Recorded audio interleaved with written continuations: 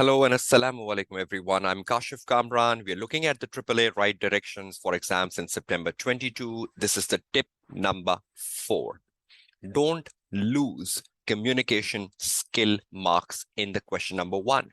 We know there are 4 professional skills to be demonstrated in the AAA paper. One of them is communication, and communication will only be found in the first question. So that is a unique skill which is to be demonstrated only in the first question. Let's see what is the importance of this communication skill, how many marks are allocated for this skill in the first question, and how would you go about ensuring you're getting 100% of this communication skill marks.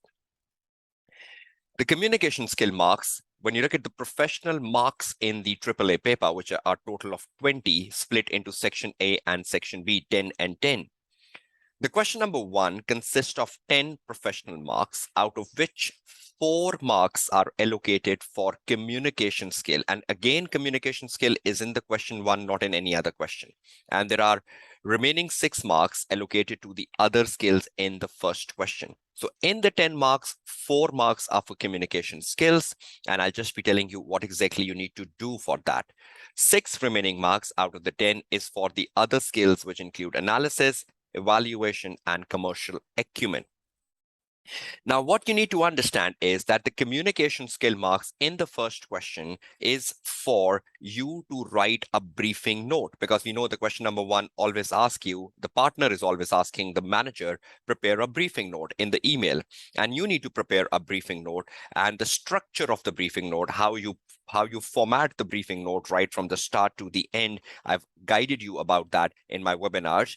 So structuring the briefing note right from the start to the end, and ensuring there is a logical flow of communication. If there is a requirement A, B, C, D, keep the logical flow A, B, C, D, because communication has to be very effective to the audience to whom you're writing. So you cannot give a bad looking communication to your partner, B, C, D, A. It should be A, B, C, D, very organized, very systematic, with lots of headings and subheadings, looks good to read, very well structured. And that's way of fetching the communication skill marks. But also, when you're reading the question number 1, in the question number 1, in the partner email, the partner could tell you, you should not do this.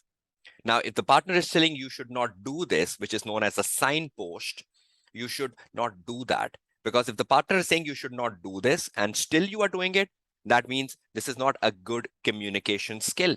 So communication has to be effective between the receiver and the sender, and you should follow the wish list of the audience to whom you're writing the briefing note. So if the partner is saying, I don't want this, then he don't want this. And the communication has to be structured, clear, sound, and in an orderly manner. So you have to fetch those 4 communication marks, which are pretty easy in the first question, and you should aim at getting 4 out of 4. Let's see what is the summary of this 4 communication marks, which you should ensure in the first question. Number 1, put the briefing note format correctly. So you're putting the briefing note format correctly. I've guided upon that briefing note format multiple times. Even in my September 22 webinar, the guidance was given. Start with an introduction. Whenever you are writing a briefing note, you should write an introduction. End with a conclusion. You should write a conclusion at the end of the briefing note. Go in the logical order of the requirement within the briefing note, A, B, C, D. Use headings and subheadings, like a heading of audit risk. Now, under audit risk, a subheading, first year audit, government grant, revenue recognition, subheadings. Go with headings and subheadings. Follow the signpost carefully with requirements. The signpost, which might tell you you should not do this, or a signpost which tells you you should do this.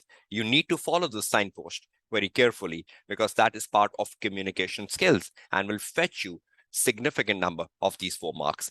Mostly, students do get around 3 out of 4. That is not bad.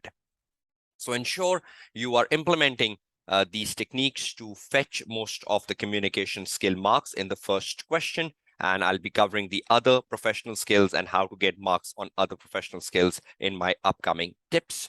Wish you success for the upcoming exams. Your tutor, Kashif Kamran, signing off from the tip number 4.